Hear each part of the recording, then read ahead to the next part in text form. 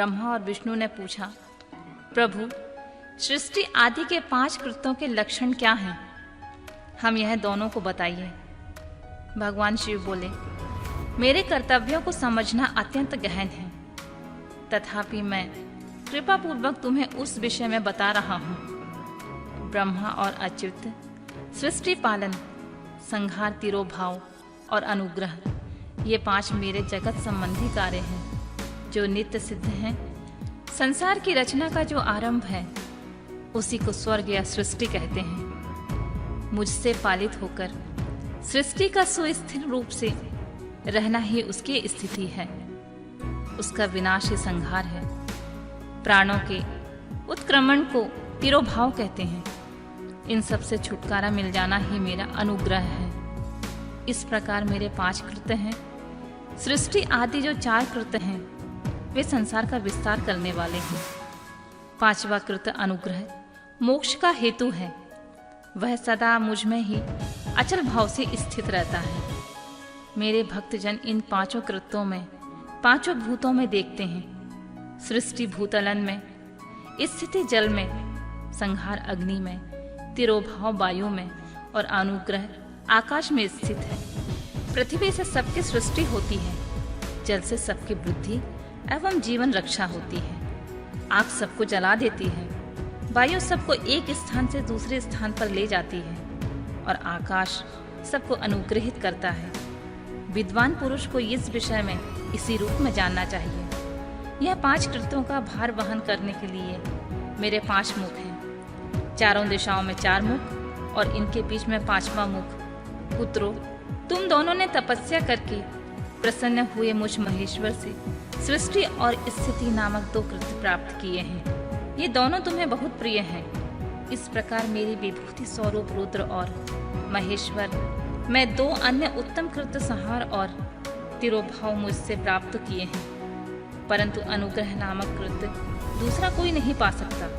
रुद्र और महेश्वर अपने कर्म को भूले नहीं हैं, इसलिए मैंने उनके लिए अपनी समानता प्रदान की है। वे रूप, वेश, कृत्य, वाहन, आसन और आयुध आदि में मेरे समान ही हैं। मैंने पूर्व काल में अपने स्वरूप भूत मंत्र का उपदेश किया है, जो ओमकार के रूप से प्रसिद्ध है। वह मंगलकारी मंत्र है। सबसे पहले मेरे मुख से ओमकार प्रकट हुआ, जो मेरे स्वरूप का बोध कराने वाला है। ओमकार वाचक है और मैं वाच्य हूँ। यह मंत्र मेरा स्वरूप ही है। प्रतिदिन ओमकार का निरंतर स्मरण करने से मेरा ही सदा स्मरण होता है। मेरे उत्तरवर्ती मुख से आकार का, पश्चिम मुख से उकार का, दक्षिण मुख से मकार का, पूर्ववर्ती मुख से बिंदु का तथा मध्यवर्ती मुख से नाद का प्राकट्य हुआ है। इस प्रकार 5 अवयव से युक्त ओमकार का विस्तार हुआ है। इन सभी अवयवों से एकीभूत होकर वह प्रणव ओम नामक एक अक्षर हो गया है। यह नाम रूपात्मक सारा जगत तथा वेद उत्पन्न स्त्री पुरुष वर्ग रूप दोनों कुल इस प्रणव मंत्र से व्याप्त है। यह मंत्र शिव और शक्ति दोनों का बोधक है। इसी से पंचाक्षर मंत्र की उत्पत्ति हुई है, जो मेरे सकल रूप का बोधक है। वह मकरादि और अकारादि रूप में प्रकाश में आया है।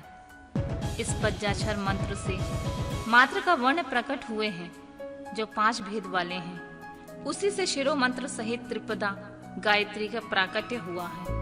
उसी गायत्री से संपूर्ण वेद प्रकट हुए हैं और उन वेदों से करोड़ों मंत्र निकले हैं। उन मंत्रों से भिन्न भिन्न कार्यों की सिद्धि होती है, परंतु इस प्रणव एवं पंचाक्षर से संपूर्ण मनोरथों की सिद्धि होती है और मंत्र समुदाय से भोग और मोक्ष दोनों सिद्ध होते हैं।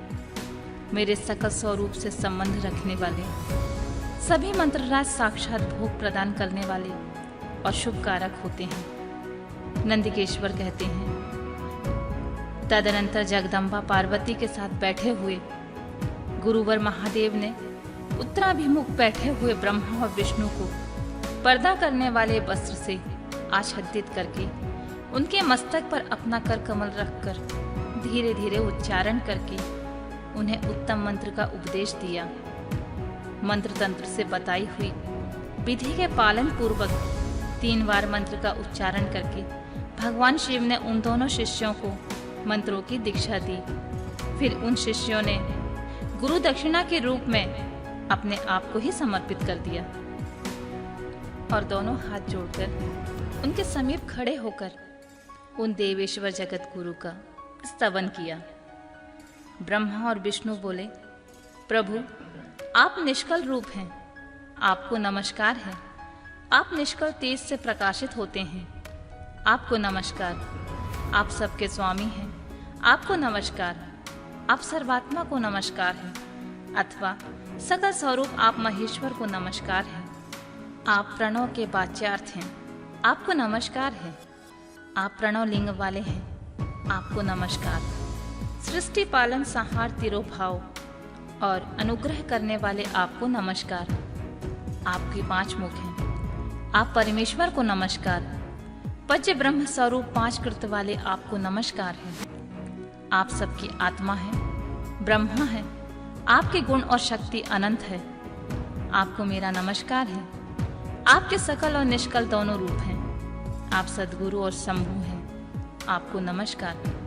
आप पद्यों द्वारा अपने गुरु महेश्वर की स्तुति करते हुए ब्रह्मा और विष्णु ने उनके चरणों में प्रणाम किया। महेश्वर बोले, आद्रा नक्षत्र से युक्त चतुर्दशी को जो प्रणव का जप किया जाए तो वह अक्षय फल देने वाला होता है। सूर्य की संक्रांति से युक्त महा आद्रा नक्षत्र में एक बार किया हुआ प्रणव जप कोटि गुने जप का फल देता है। मृगशिरा नक्षत्र का अंतिम भाग तथा पुनर्वसु का आदिम भाग पूजा, होम और तर्पण आदि के लिए सदा आद्रा के समान ही होता है। यह जानना चाहिए, मेरा या मेरे लिंग का दर्शन प्रभात काल में ही, प्रातः या मध्याह्न के पूर्व काल में करना चाहिए। मेरे दर्शन पूजन के लिए चतुर्दशी तिथि निषेध व्यापिनी अथवा प्रादोष व्यापिनी लेनी चाहिए, क्योंकि परिवर्तनीय तिथि से संयुक्त चतुर्दशी की ही प्रशंसा की जाती है।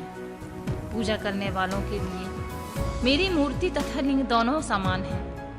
फिर भी मूर्ति के अपेक्षा लिंग का स्थान ऊंचा है। इसलिए मुमुक्षु पुरुष को चाहिए कि वे बेर से भी श्रेष्ठ कर समझकर लिंग का पूजन करें। लिंग का ओंकार मंत्र से, बेर का पंचाक्षर मंत्र से पूजन करना चाहिए। शिवलिंग की स्वयं स्थापना करके अथवा दूसरों से स्थापना करवाकर उत्तम द्रव्यमय उपचारों से पूजा करना चाहिए। इससे मेरा पद सुलभ हो जाता है। इस प्रकार दोनों शिष्यों को उपदेश देकर भगवान शिव वहां से अंतर्ध्यान हो गए।